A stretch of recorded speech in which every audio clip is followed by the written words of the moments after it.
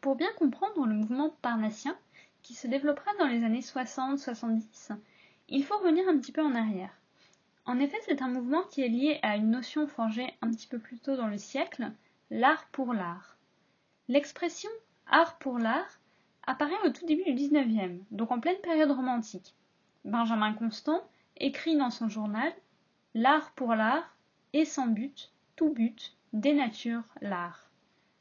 Mais c'est au poète et romancier Théophile Gautier que l'on associe surtout cette expression. Gautier est lui-même un romantique fervent, donc on peut s'étonner de le voir prôner une notion plutôt anti-romantique, le désengagement. À la même époque, des grands écrivains romantiques s'engagent dans leurs textes ou en politique. L'art pour l'art, c'est donc une réaction contre ce courant utilitaire du romantisme. Mais on verra dans ce cours qu'il existe de nombreux points de passage et que les ruptures ne sont jamais si franches entre deux courants. C'est en 1835 que Théophile Gautier formule son plaidoyer pour l'art pour l'art. Dans la préface d'un de ses romans, Mademoiselle de Maupin. C'est le texte 51 dans la brochure. C'est un texte polémique dont on retient quelques formules frappantes. Il n'y a vraiment de beau que ce qui ne peut servir à rien. Tout ce qui est utile est laid. Ce qu'il faut retenir, c'est que la littérature ne porte ni des valeurs morales, ni un message politique. Un tel désengagement est le garant de la liberté de l'œuvre. Théophile Gautier est aussi l'auteur d'un poème manifeste intitulé L'art, qui propose une poésie où la forme prime sur le fond et sur l'engagement. Alors on peut lire la première strophe. Oui, l'œuvre sort plus belle, d'une forme au travail rebelle, verre, marbre, onyx, émail. Alors dans ce quatrain, on voit que Théophile Gautier défend une poésie formaliste, c'est-à-dire qu'elle soit fondée sur un travail rigoureux de la forme. Le travail de la forme va primer sur le sujet traité. Et pour cela, il emploie très fréquemment la métaphore de l'artisan. Un autre vers du poème est « sculpte, lime, cisèle ». Le poète est ainsi devenu l'artisan qui sculpte une œuvre à partir d'une matière première qui est le langage. D'ailleurs, ce poème « L'art » est republié dans un recueil qui s'appelle « Émaux et camées ». Des émaux et des camées en bijouterie, ce sont des ouvrages très fins, très minutieux. C'est donc une rupture avec le romantisme au sens où, dans le romantisme, l'inspiration quasi surnaturelle de l'auteur primait sur des considérations formelles. Et cette rupture s'accentue avec la structuration progressive du mouvement parnassien, notamment autour de revues. Donc le Parnasse sera un mouvement, donc sera l'institutionnalisation en un groupe structuré de ce principe de l'art pour l'art. Sur ce tableau, qui est bien postérieur à la période d'éclat du Parnasse, on reconnaît quelques-uns des membres de ce mouvement. Le comte de Lille, José Maria de Heredia, Léon Dierks. Il n'y a pas beaucoup dans l'histoire littéraire de mouvements structurés, c'est-à-dire qui se sont pensés eux-mêmes comme mouvements, autour de textes fondateurs, de quelques membres et de préceptes. Souvent, on recrée les mouvements littéraires a posteriori au sein de l'histoire littéraire. Alors le Parnasse peut faire partie de ces mouvements qui se sont eux-mêmes pensés comme mouvements courants littéraires. Le choix du nom en témoigne. C'est un nom, le Parnasse, donc le Parnasse, je rappelle, c'est la montagne des muses dans la mythologie antique. Ce choix propose le mouvement inverse à celui du poète romantique Lamartine, qui disait « Je suis le premier qui ait fait descendre la poésie du Parnasse, et qui ait donné à la muse les fibres mêmes du cœur de l'homme. » Au contraire, les Parnassiens reviennent à une forme d'inspiration en lien avec l'Antiquité, et vont refuser l'inspiration liée au sentiment personnel.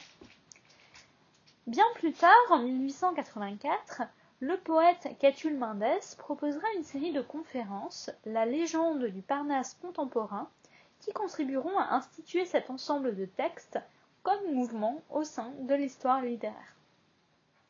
Alors le Parnasse est un mouvement qui va se structurer autour de 3 éléments que l'on comprend entre les années 50 et 70. D'abord un recueil de poésie, les poèmes antiques de Lecomte de Lille publiés en 52, et surtout sa préface qui fait office de manifeste. Ensuite, une revue qui est publiée de manière hebdomadaire et qui surtout donne lieu à un recueil collectif qui s'appelle le Parnasse contemporain. Parnasse contemporain avec comme sous-titre Recueil de vers nouveaux. Le premier numéro paraît en 1866 et 2 autres recueils suivront en 71 et 76. Alors, c'est un recueil qui publie des poètes très divers. On y croise Baudelaire, Gautier, Banville, Verlaine ou le Comte de Lille.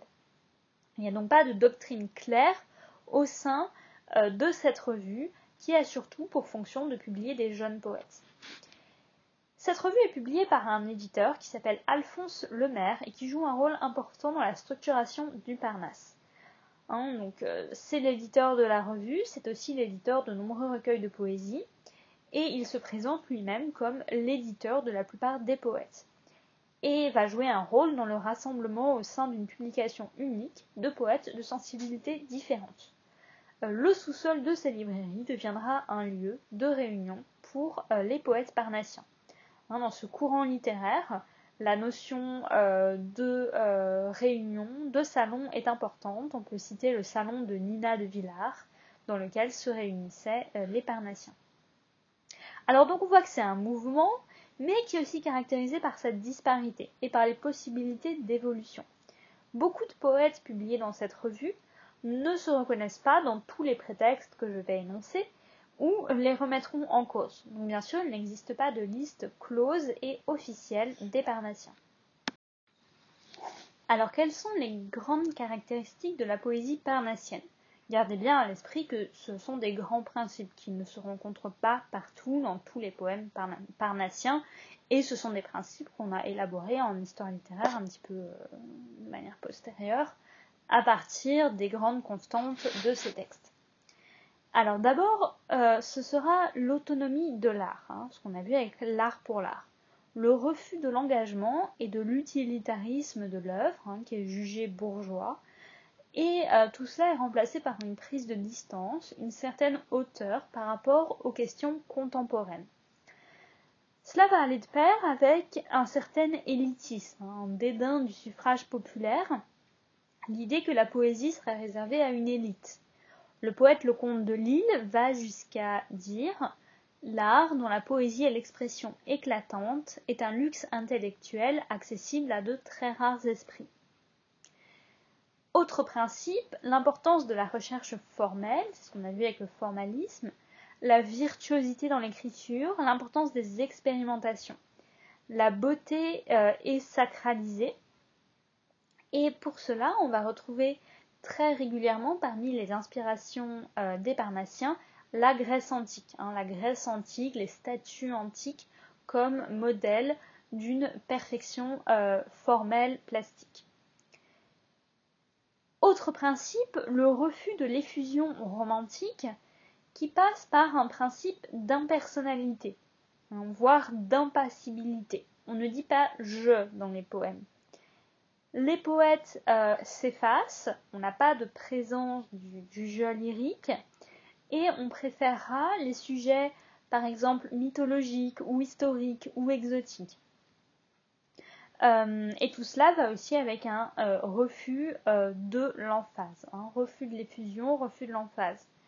Cela explique pourquoi on a pu reprocher au Parnasse une certaine froideur dans l'expression. Alors pour illustrer ces préceptes, vous voyez à droite un exemple de poème, c'est un poème de José María de Heredia. Alors paradoxalement, il est publié longtemps après la grande époque du Parnasse, donc en 1893, mais ce recueil de Heredia est considéré comme un aboutissement, une réussite formelle absolue des préceptes du Parnasse. On retrouve donc l'inspiration antique, puisqu'il s'agit de décrire de manière très érudite, l'usage de mots latins, imperator, une bataille, donc cela ne dit rien de l'époque à laquelle vit Heredia, et surtout une maîtrise et un équilibre absolu dans l'expression, qui vient accomplir ce culte du beau, en un travail aussi sur la dimension visuelle, vous voyez ça avec la mention des couleurs, ou la représentation du mouvement, et l'usage d'un vocabulaire précieux. Et on pourrait également étudier la maîtrise dans les ressorts poétiques que sont par exemple les rimes ou les rythmes ou certains enjambements particulièrement travaillés. Théodore de Banville est aussi issu de la mouvance romantique, sous ses émanations bohèmes et fantaisistes.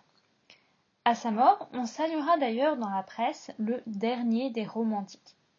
Pourtant, c'est aussi un théoricien et un poète parnassien. Donc on voit une fois de plus à quel point il faut faire attention aux distinctions binaires et ne pas opposer trop vite romantisme et Parnasse.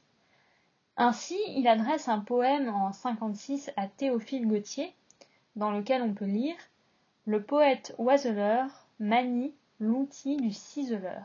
On retrouve cette image de l'artisan chère à Théophile Gautier. Banville est l'auteur d'un petit traité de poésie française paru en 72. Il sera alors perçu, grâce à ce traité, comme le législateur du nouveau Parnasse. En réalité, il n'y a rien de révolutionnaire, et Banville cherche surtout à démontrer ce que la versification traditionnelle comporte de musicalité. On y trouve tout de même un concept intéressant qui est la variété dans l'unité. Alors pour Banville, l'unité, ce sont les formes fixes, le retour des mêmes combinaisons, des formes poétiques constantes, les types de strophes. Au contraire, la variété, c'est le déplacement de la césure, le vers brisé, l'emploi de l'hiatus, le mélange de rimes riches et de rimes suffisantes, etc., etc., les vers impairs également. Donc c'est-à-dire que pour Banville, il peut y avoir une liberté maximale dans le vers, du moment qu'un certain schéma est respecté. Et pour Banville, un des schémas à respecter, c'est la rime. Il écrit « La rime est tout le vers ». Pour Banville, par exemple, le poème en prose ne peut pas être de la poésie. Et c'est tout de même l'idée de liberté dans la versification qui prévaut, au point que Banville sera, assez paradoxalement, perçu comme un précurseur du vers libre et apprécié des symbolistes. Alors cette liberté formelle trouve aussi à s'exprimer dans une image du poète qui restera associée à Banville. Le poète saltimbanque, funambule, qui maîtrise des acrobaties verbales. Donc cela, on le retrouve dans un de ses recueils, Odes funambulesques, publié en 57, la même année que Les Fleurs du Mal de Baudelaire. On y découvre une image de la poésie comme tremplin vers la beauté, au-delà de la trivialité de la vie bourgeoise. Vous voyez dans ce poème Le Tremplin, l'image du clown qui figure le poète, qui cherche à monter de plus en plus haut et à la fin va rouler dans les étoiles. On doit aussi à Banville une poésie qui laisse place à l'humour, à la parodie, à la caricature. Et c'est important au sein d'un mouvement qui a parfois été critiqué pour sa solennité ou sa grandiloquence.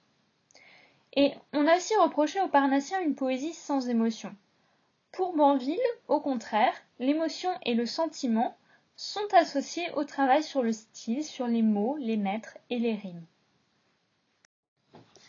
À l'inverse d'un Banville, tout en émotion et en fantaisie, le comte de Lille est associé à la rigueur et à l'impassibilité. Donc c'est un ancien socialiste qui est déçu en politique et qui va ensuite se tourner donc vers une poésie contemplative, hors de toute velléité d'action. Donc nous avons vu que la préface de son recueil Poèmes antiques constituait un des textes fondateurs du Parnasse. On y lit notamment qu'il cherche à réconcilier l'art et la science. C'est pour cela un poète qui adopte une approche scientifique, positiviste. Positivisme associé à l'histoire du XIXe siècle. L'histoire, l'archéologie ou encore la linguistique sont des disciplines qui sont convoquées au sein d'une poésie érudite, très documentée. Par exemple, on a tout un ensemble de poèmes, les poèmes hindous, qui s'inspirent de légendes indiennes que des chercheurs orientalistes font alors connaître en France. Ce dépaysement géographique et historique répond à un idéal d'impersonnalité, contre le lyrisme romantique. En témoignent les 4 vers achevant le sonnet des Moncereurs et qui s'opposent à l'exhibition de tout sentiment intime. Je ne te vendrai pas mon ivresse ou mon mal, etc. Il s'agit donc au contraire d'élaborer des œuvres impersonnelles, calquées sur le modèle d'une sculpture antique. Et la Grèce ancienne est véritablement pour le comte de Lille un idéal de beauté. Nombre de ses poèmes s'inspirent d'ailleurs directement d'auteurs antiques, le comte de Lille est aussi un traducteur. Il considère la Grèce antique comme un idéal humain perdu, et il n'aura de cesse de représenter dans ses poèmes la Grèce contre les barbares. Il cherche à faire revivre, je cite, « tout ce qui constitue la raison d'être, de croire, de penser, d'agir des races anciennes, contre la décadence et la barbarie qui ont envahi le cœur humain depuis la fin de l'Antiquité. » Donc les civilisations perdues contre la modernité. C'est donc un art érudit, minutieux, qui va de pair avec un certain élitisme. On considère que l'art est un luxe individuel. Alors le comte de Lille est un poète très reconnu, honoré, qui rentre à l'Académie française en 87. Et son œuvre, si documentée, va contribuer à donner du Parnasse une image de poésie officielle à laquelle s'opposeront ensuite des courants d'avant-garde. Dans les années 70-80, les Parnassiens sont devenus des références en poésie. Ils sont très nombreux à être admis à l'Académie française dans les années 80.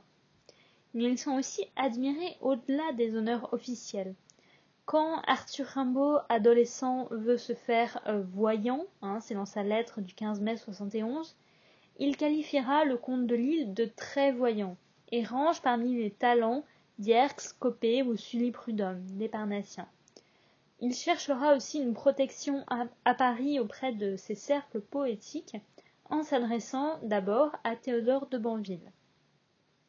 L'influence parnassienne se fait toujours sentir au sein de cercles poétiques, comme le dîner des vilains bonshommes auquel participent Verlaine et Rimbaud, qui se trouvent donc à gauche sur ce tableau. Verlaine, on s'en souvient, a publié dans les recueils du Parnasse contemporain, même si son œuvre se déploiera au-delà de ce mouvement. Et surtout, c'est en 1893 qu'est publié le plus parnassien des recueils, Les Trophées, de José María de Heredia. Cela malgré le fait que le dernier recueil du Parnasse contemporain est paru en 73, donc 20 ans plus tôt. Donc on voit qu'on a des thèmes parnassiens, des méthodes, des approches qui persistent au-delà du mouvement officiel. Alors oui, persistance, mais il faut aussi rappeler que c'est un mouvement qui a très vite attiré les moqueries. En témoigne la publication de 3 textes parodiques, à peu près en même temps que les textes officiels, le premier en 66, les Parnassiculets contemporains, qui se moquent des excentricités formelles des poètes du Parnasse, qui sont vus uniquement comme des faiseurs de vers. Alors, par la suite, on va sans cesse opposer les Parnassiens et les symbolistes. La guerre supposée, en fait, il n'y a pas vraiment de guerre, entre ces deux courants, est au cœur d'un recueil d'interviews littéraires publié en 1891, où on peut noter, entre les lignes, que le symbolisme est à la fois la poursuite et la rupture avec le Parnasse. Alors poursuite, parce que dans le symbolisme, on aura aussi ce refus de l'action, ce désengagement.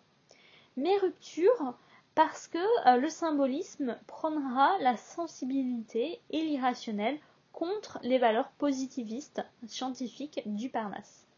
On peut noter cette remarque de Mallarmé, Mallarmé qui avait publié dans le Parnasse contemporain, mais qui devient ensuite le chef de file des symbolistes, et qui dit « Les jeunes sont plus près de l'idéal poétique que les Parnassiens, qui traitent encore leur sujet à la façon des vieux philosophes et des vieux rhéteurs, en présentant les objets directement. Je pense qu'il faut au contraire qu'il n'y ait qu'allusion. » Et enfin, rupture par la rénovation du vers, qui va abandonner cet idéal de pureté classique qu'avait prôné le Parnasse.